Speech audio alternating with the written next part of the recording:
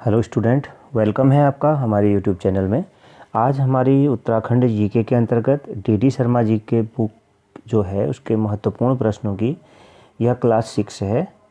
इसके पहले की क्लासें अगर आपने नहीं देखी हैं तो सभी क्लासें आप प्लेलिस्ट में जाके देख सकते हैं। यह क्लासें आगामी आने वाले सभी ग्रुप सी एग्ज़ाम के लिए काफ़ी महत्वपूर्ण हैं और डीडी शर्मा जी की जो बुक है वो काफ़ी महत्वपूर्ण होती है। पिछले कुछ एग्ज़ामों में अगर आप देखेंगे तो काफ़ी सारे प्रश्न उस बुक से डायरेक्ट पूछे गए हैं, तो इसलिए वह बुक काफ़ी महत्वपूर्ण भी हो जाती है डीडी शर्मा जी की बुक। यहाँ पर हम प्रश्नों के माध्यम से उस बुक के थोड़ा सा टॉपिक्स की चर्चा भी करेंगे प्रश्नों के माध्यम से। और इस क्लास में आपका स्कोर क्या रहा कमेंट बॉक्स में ज़रूर बताइएगा। यह क्लास सभी ग्रुप सी परीक्षाओं के लिए बहुत ही महत्वपूर्ण है। उत्तराखंड जीके के अंतर्गत यह क्लास है। और अगर आप इसका पीडीएफ चाहते हैं तो डिस्क्रिप्शन में लिंक दिया गया है टेलीग्राम चैनल का, वहां से पीडीएफ डाउनलोड कर लीजिएगा। तो चलिए शुरू करते हैं आज की क्लास को। तो हमारा पहला क्वेश्चन है, पिथौरागढ़ के भेटा गांव से प्राप्त ताम्रपत्र के अनुसार कल्याण चंद्र द्वितीय द्वारा अल्मोड़ा की नवीन राजधानी के रूप में कब शिलान्यास किया गया था? तो कल्याण चंद्र के द्वारा, देखिए हमने पिछली क्लास में चर्चा करी थी कि भीष्मचंद्र द्वारा शिलान्यास अटकिंसन कहते हैं 1560 में, यह हमने चर्चा करी थी। अटकिंसन महोदय कहते हैं। और वहीं पर एक भेटा गांव से ताम्रपत्र प्राप्त हुआ है। किसका? कल्याण चंद्र का ताम्रपत्र प्राप्त हुआ है भेटा गांव से। तो उससे ये पता चलता है कि ताम्रपत्र से ज्ञात होता है कि भीष्मचंद्र की मृत्यु 1545 में हो चुकी थी। और यह कौन मानते हैं? डॉक्टर मदन चंद्र भट्ट कहते हैं ऐसा। तो 1545 में हो गई थी, तो और 1545 में उसकी मृत्यु के बाद कल्याण चंद्र द्वितीय या बालो कल्याण चंद्र गद्दी पर बैठ गया था और 1563 में उसने राजधानी के रूप में शिलान्यास किया था। तो ऑप्शन सी यहाँ पर राइट हो जाएगा। ऑप्शन सी 1563 में शिलान्यास किया था। तो पिछले प्रश्न में भी हमने पिछली क्लास में भी इसमें चर्चा की थी। अगला प्रश्न देखते हैं, खगमरा कोट किसका पुराना नाम था? तो खगमरा कोट, दूसरा प्रश्न है, किसका पुराना नाम था? ऑप्शन बी राइट आंसर हो जाएगा। खगमरा कोट किसका पुराना नाम था? अल्मोड़ा का पुराना नाम खगमरा कोट था। तो ऑप्शन बी इस प्रश्न का राइट आंसर हो जाएगा। Option B. खगमरा किला आप जानते हैं, तो खगमरा किला भी अल्मोड़ा में स्थित है, तो ऑप्शन बी राइट आंसर होगा। अगला प्रश्न लेते हैं। तीसरा प्रश्न है, निम्न में से कौन राजधानी बनने से पूर्व रामगढ़ के एक खस सामंत गजुआ ठिंगा, नाम ध्यान रखेगा, सामंत गजुआ ठिंगा के अधिकार में था? तो सामंत का मतलब जो एक राजा के अधीन जो सामंत रहते हैं उस तरह का, तो एक अलग अलग क्षेत्र सामंतों को दे दिए जाते हैं जो वहाँ से कर या उसका व्यवस्था प्रशासनिक व्यवस्था को वो देखते हैं, तो राजाओं के अधीन। तो कौन सा ऐसा रामगढ़ के एक खस सामंत, रामगढ़ का एक खस सामंत था, नाम क्या था? गजुआ ठिंगा। ध्यान रखिए कि अधिकार में कौन था दिए गए ऑप्शंस में से। तो ऑप्शन ए यहाँ पर राइट आंसर हो जाएगा। यह जरूर ध्यान रखिएगा, इसमें जो प्रश्न लिखे गए हैं यह भी अपने आप में एग्जाम में पूछे जाने वाले इसमें टॉपिक्स को शामिल किया गया है। तो यह ध्यान रखने योग्य है कि यहाँ पर जो नाम है गजुआ ठेंगा, ये सब भी आपको ध्यान रखने, प्रश्न भी काफ़ी महत्वपूर्ण है। तो ऑप्शन ए राइट आंसर हो जाएगा अल्मोड़ा। तो ऑप्शन ए तो राइट हो जाएगा। थोड़ा सा इसकी और चर्चा करते हैं। तो जो इसका पुराना नाम खगमरा कोट था हमने जाना, जो कि रामगढ़ के और खस सामंत गजुआ ठिंगा के अधिकार में था, यह हमने अभी जान लिया है। अधिकार में था। कहा जाता है कि पहले इसका नाम राजपुर या राजनगर रखा था। बहुत ही महत्वपूर्ण तथ्य है। राजपुर या राजनगर पहले किसका नाम था? अल्मोड़ा का नाम था, ऐसा कहा जाता है। राजपुर या राजनगर रखा था। बाद में मुगलों के प्रभाव में, मुगलों का प्रभाव जब हुआ तो आप जानते हैं मुगल शासन की स्थापना कब हुई थी? 1526 में बाबर ने जब उसको इब्राहिम लोदी को पानीपत के युद्ध में हरा दिया था, तो 1526 में इब्राहिम लोदी वंश का था, उसको हरा करके अंतिम वंश लोदी वंश जो था उसको हरा करके किसकी स्थापना करी थी? मुगल वंश की स्थापना करी थी। तो ये मुगल काल चल रहा है। तो मुगलों के प्रभाव में इसका नाम क्या रखा गया था? आलमनगर रखा गया था अल्मोड़ा का। तो ये भी महत्वपूर्ण है। आलमनगर भी इसका नाम था, किंतु लोगों में यह नाम लोकप्रिय न हो सका। अब नाम की चर्चा यहाँ पर चल रही है, थोड़ा सा और चर्चा करते हैं।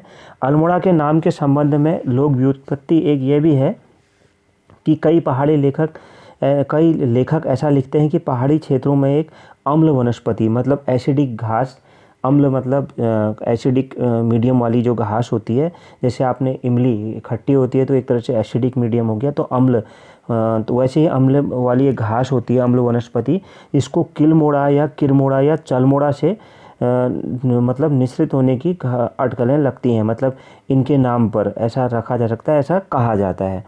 बर्तन साफ करने या चटनी बनाने के काम में आने वाली इस वनस्पति के नाम पर, मतलब बर्तन साफ करना या चटनी बनाने के, खट्टी होती है तो चटनी बनाने के काम में यह घास आती हैं। तो इसमें 3 है, अम्ल वनस्पति, किलमोड़ा, किरमोड़ा या चलमोड़ा। तो छोटा सा यह किरमोड़ा तो बड़ा पौधा होता है, और जो चलमोड़ा होता है यह काफ़ी छोटा सा पौधा होता है, एक तरह की घास होती है। उससे मतलब नाम पर ऐसा कहा जाता है कि मतलब इसका नाम राजधानी का नगर का यह नाम पड़ा, पर यह उतना मतलब तर्कपूर्ण तथ्य नहीं है। कुछ लोग और क्या कहते हैं कि पिछला नाम आलमनगर होने की बात कही है, किंतु हमें डॉक्टर शिव प्रसाद नैथानी का यह सुझाव अधिक संगत लगता है कि इसका आधार संभवतः यहाँ क्या है, अलमिया नामक जाति के लोग रहते थे। उनके अनुसार कतरी घाटी के नौधर गांव में अलमिया, मतलब ये शिव प्रसाद नैथानी जी के अनुसार नौधर गांव, तो जो अल्मोड़ा के नौधर गांव व अलमिया व शिटोली में ओमिया जाति के ठाकुर लोग रहते थे, तो उनके नाम के हिसाब से या जाति के नाम के हिसाब से भी इसका नाम अल्मोड़ा पड़ा, ऐसा कहा जाता है। तो यह छोटी सी चर्चा थी नाम से रिलेटेड। तो अलमिया जाति भी ध्यान रखिएगा, और किरमोड़ा और चलमोड़ा यह जो घासें हैं मुख्य यही है, बाकी तो कहानी है। तो इन चीज़ों को ध्यान रखेगा, इनके नाम का भी यह अनुमान लगाया जाता है, अल्मोड़ा नाम होगा। अगला प्रश्न लेते हैं, एक पृथक जनपद के रूप में अल्मोड़ा की स्थापना कब हुई थी? तो पृथक जनपद के रूप में अल्मोड़ा की कब स्थापना हुई थी, काफ़ी महत्वपूर्ण है। तो इसका राइट आंसर क्या हो जाएगा पृथक जनपद के रूप में? तो इसका राइट आंसर हो जाएगा ऑप्शन डी, 13 अक्टूबर 1892 को हुई थी। ऑप्शन डी यहाँ पर राइट आंसर हो जाएगा, 13 अक्टूबर 1892 को एक पृथक जनपद के रूप में। पहले इसमें बागेश्वर, पिथौरागढ़ व चंपावत भी सम्मिलित था।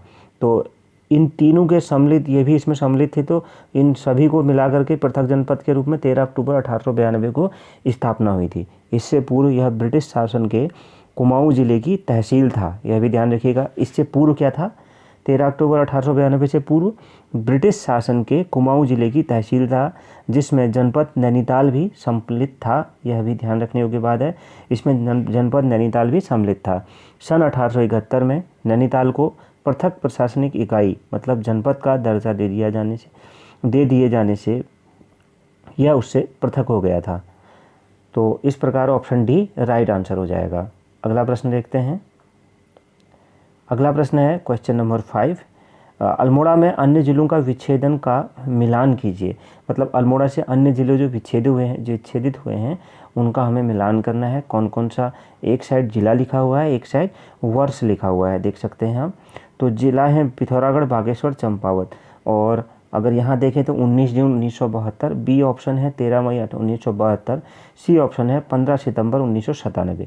तो हमें यह बताना है कि सही मिलान इसमें क्या होगा। तो पिथौरागढ़ कब इससे विच्छेदित हुआ था? अगर हम देखें तो पिथौरागढ़ इससे विच्छेदित हुआ था कब? पिथौरागढ़ इससे हुआ था, ऑप्शन यहाँ पे बी राइट हो जाएगा, 13 मई 1972 को विच्छेदित हुआ था। और बागेश्वर कब विच्छेदित हुआ था? बागेश्वर हुआ था 19 जून 1997 को, ये 97 है, ध्यान रखिएगा, 19 जून 1997 को। और चंपावत कब हुआ था? 15 सितंबर 1997 को। तो इस तरह से राइट ऑप्शन क्या हो जाएगा? BAC। तो ऑप्शन ए यहाँ पर राइट हो जाएगा, BAC सही मिलान होगा। तो इस तरीके से यह सही मिलान होगा। तो थोड़ा सा जानते हैं, 20वीं शताब्दी के उत्तरार्ध से ही इसका विच्छेदन होता रहा है अल्मोड़ा ज़िले का। तो इस तरह से यह 3 ज़िले इसमें से अलग हो गए थे। तो अगला प्रश्न देखते हैं, काफ़ी महत्वपूर्ण है, देवालय से संबंधित काफ़ी ज़्यादा प्रश्न आते हैं। उद्योत चंद्रशेखर देवालय कहाँ स्थित है? तो उद्योत चंद्रशेखर देवालय कहाँ स्थित है? तो ऑप्शन बी राइट आंसर हो जाएगा। यह कहाँ पर स्थित है? यह अल्मोड़ा में स्थित है, उद्योत चंद्रशेखर देवालय। और यह किस परंपरा से संबंधित है यह भी जानिए। कि यह वैष्णव परंपरा से संबंधित है। कई तरह की परंपराएं होती हैं, जैसे शैव परंपरा, शाक्त परंपरा, वैष्णव परंपरा। तो वैष्णव भगवान विष्णु को समर्पित, शैव शिव को। तो इस तरह से उद्धोत चंद्रशेखर देवालय कहाँ स्थित है? अल्मोड़ा में, और यह वैष्णव परंपरा का है, यह ध्यान रखिएगा। इसके अलावा यहाँ पर यह उद्धोत चंद्रशेखर जो है यह शैव परंपरा का वैष्णव परंपरा का नहीं है, शैव परंपरा का है। तो उद्धोत चंद्रशेखर जो देवालय अल्मोड़ा में स्थित है, यह क्या शैव परंपरा का देवालय है। थोड़ा सा अन्य देवालयों को भी हम जानते हैं जो एक अन्य देवालय और है जिसे शैव परंपरा से संबंधित है, वह है क्या है? पार्वतीश्वर। पार्वतीश्वर जो देवालय है वह भी अल्मोड़ा में ही स्थित है, अल्मोड़ा में ही स्थित है, शैव परंपरा से संबंधित। अगला प्रश्न है, निम्न में अल्मोड़ा के कौन से देवालय शाक्त परंपरा से संबंधित हैं? तो यह संबंध हैं, कौन से हैं? तो शाक्त परंपरा से कौन कौन से हैं? तो इसका राइट आंसर क्या हो जाएगा? ऑप्शन डी, उपरोक्त सभी, पाताल देवी, यक्षिणी देवी, राजराजेश्वरी देवी। यह तीनों ही सही हैं, तो उपरोक्त सभी होगा, ऑप्शन डी इस प्रश्न का राइट आंसर हो जाएगा। शाक्त परंपरा से संबंधित अन्य देवालय कौन से हैं? जैसे तीन तो यह है, पाताल देवी, यक्षिणी देवी, और यक्षिणी देवी को दूसरा जाखन देवी भी कहा जाता है, और राजराजेश्वरी देवी। इसके अलावा त्रिपुरी सुंदरी महत्वपूर्ण है, ध्यान रखिएगा, मंदिरों से संबंधित काफ़ी ज़्यादा प्रश्न आते हैं। त्रिपुरी सुंदरी, नंदा, और अगले हैं उल्का, शीतला, कोटकालिका, दुर्गा आदि। ये सब शाक्त परंपरा से संबंधित हैं, अल्मोड़ा में है। अगला प्रश्न है, निम्न में अल्मोड़ा के कौन से देवालय वैष्णव परंपरा से संबंधित हैं? तो कौन से वैष्णव परंपरा से संबंधित हैं? तो इसका राइट आंसर क्या हो जाएगा? इसका राइट आंसर हो जाएगा, यह चारों ही संबंधित हैं। तो जितने भी हैं ये सभी वैष्णव परंपरा से संबंधित हैं। तो वैष्णव परंपरा से संबंधित और देवालय सिद्ध नरसिंह, रघुनाथ, गणेश, हनुमान। इनके अलावा और कौन है? इनके अलावा हैं मुरली मनोहर और भद्रेश्वर। यह दोनों भी वैष्णव परंपरा से संबंधित हैं, भगवान विष्णु को समर्पित हैं एक तरीके से। तो यहाँ पर इसमें चारों ही ऑप्शन सही होंगे। अगला प्रश्न है 9वां, निम्न में कौन अल्मोड़ा में स्थित है? अल्मोड़ा में इसमें से कौन कौन स्थित हैं?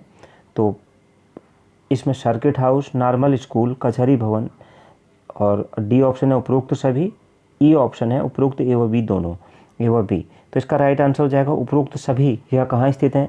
अल्मोड़ा में स्थित है। अल्मोड़ा में इसके अलावा कुछ अन्य चीज़ें भी इंपॉर्टेंट स्थित हैं, वह भी काफ़ी महत्वपूर्ण है, जैसे सर्किट हाउस तो है ही है, कचहरी भवन भी है, तो और नॉर्मल स्कूल, ये तीन हमने जाने। इसके अलावा अल्मोड़ा में गिरजाघर है, और रामजे कॉलेज है, वो भी काफ़ी महत्वपूर्ण है। रामजे कॉलेज, गिरजाघर और डाकखाना, यह तीनों चीज़ें प्रसिद्ध हैं। यह क्या है? 1815 में अंग्रेज़ों के द्वारा इस पर अधिकार कर लेने के बाद उनके द्वारा ये चीज़ें बनाई गई थी। कौन कौन सी? सर्किट हाउस, नॉर्मल स्कूल, कचहरी भवन, इनके अलावा रामजे कॉलेज, गिरजाघर, डाकखाना, ये सब भी अल्मोड़ा में ही स्थित हैं। अंग्रेज़ों के द्वारा बनाए गए महत्वपूर्ण चीज़ें वहाँ पर स्थापित की गई थी, जो 1815 के बाद बनी हैं।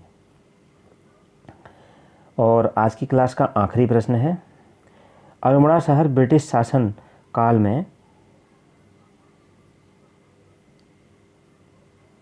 अल्मोड़ा शहर ब्रिटिश शासनकाल से पूर्व विभिन्न जातियों और शिल्पियों के नाम पर किसमें विभक्त था? मतलब अल्मोड़ा शहर ब्रिटिश शासनकाल से पूर्व मतलब विभिन्न जातियों शिल्पियों के नाम पर किस में विभक्त था? खोलों में विभक्त था, मोहल्लों में विभक्त था, धड़ों में विभक्त था, उपरोक्त सभी मतलब तीनों में ही विभक्त था क्या, या ए व बी दोनों में? तो इसका राइट आंसर क्या हो जाएगा? ए व बी, खोलों व मोहल्लों में विभक्त था।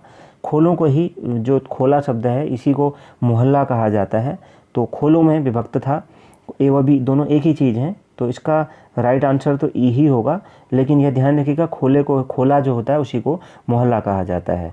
तो खोलों में विभक्त था मतलब ब्रिटिश शासनकाल से पूर्व यह अल्मोड़ा शहर। कैसे खोला? मतलब एक तरह से इसको समझते हैं, पहले सारा शहर विभिन्न जातियों शिल्पियों के नाम पर खोलों या मोहल्लों में विभक्त था। खोला ही कहा जाता था क्योंकि मोहल्ला तो यहाँ का शब्द नहीं है, तो खोलों में विभक्त था। यहाँ पर जाति विशेष या वर्ग विशेष के लोग ही रहते थे, मतलब जाति विशेष या वर्ग विशेष के लोग ही शहर में रहते थे। जैसे जोशी खोला, पांडे खोला, दुगाल खोला, करडिया खोला, सुनार खोला, खजांची मोहल्ला, लाला बाजार। इस तरीके से यह काफ़ी महत्वपूर्ण था यह भी। तो खोलों में विभक्त था ब्रिटिश शासनकाल से पूर्व। तो ऑप्शन ई राइट हो जाएगा। तो ये थी हमारी आज की क्लास। इस क्लास में आपका स्कोर क्या रहा कमेंट बॉक्स में ज़रूर बताइएगा।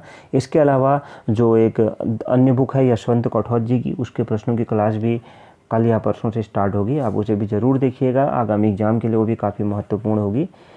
तो वो बुक है घनश्याम जोशी जी की बुक है उसका। तो मिलते हैं नेक्स्ट क्लास में। Thank you very much.